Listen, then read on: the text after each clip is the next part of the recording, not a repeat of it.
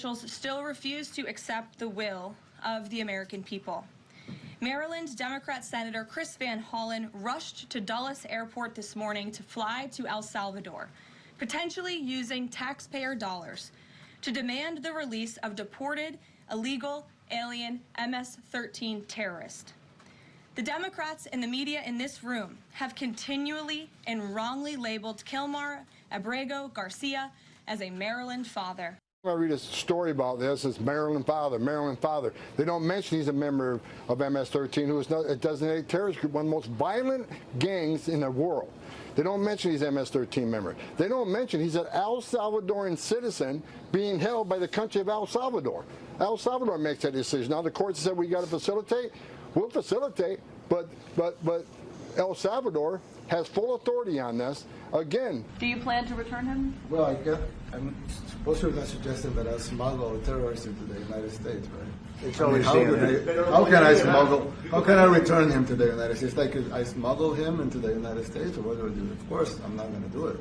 It's like, I mean, the question is preposterous. How can I smuggle a terrorist into the United States? I don't have the power to return him to the United States. I'm in jail. Now, if somehow he comes back and that happens, he's going to be detained and removed again. He's an MS-13 gang member based on our intelligence and El Salvador's intelligence. He will be detained and he will be deported. But what's the sense of bringing someone back to simply go and face deportation again? He's a public safety threat. He's a gang member and he's a designated terrorist. We should not be bringing any of those people back to the United States. That's my opinion.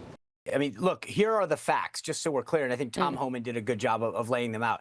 This individual came into the United States illegally. Fact. No one disagrees with that. Fact. He was a member of a gang. In his court pleading, he says that he's concerned about going back to El Salvador because he is a member of a gang. So that was his pleading to the court. Fact, he has a deportation notice issued by a court in the United States saying he must go home. And final fact is he is a citizen of El Salvador. Yeah. I don't understand what Chris Van Hollen is doing, because he's basically going down and saying, I want to rescue a gang member from another country to come back into the United States to potentially do harm. And just this morning, it was revealed through Maryland court documents that Abrego Garcia's wife petitioned for an order of protection against him for 2 instances of domestic violence in May of 2021. And here is the order right here.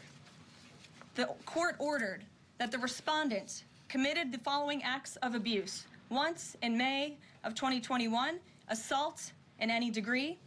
And on May 4th of 2021, he punched and scratched his wife, ripped off her shirt, and grabbed and bruised her. This is from a court in Maryland. So not only are Democrats rushing to defend an illegal criminal foreign terrorist gang member, but also an apparent woman beater.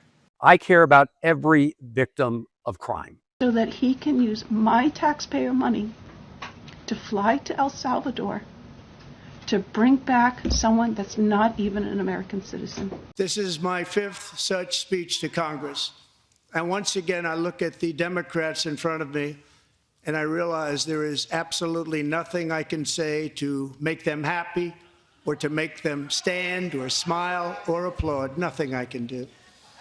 I could find a cure to the most devastating disease, a disease that would wipe out entire nations, or announce the answers to the greatest economy in history, or the stoppage of crime to the lowest levels ever recorded. And these people sitting right here will not clap, will not stand, and certainly will not cheer for these astronomical achievements. They won't do it, no matter what. Five times I've been up here. It's very sad, and it just shouldn't be this way.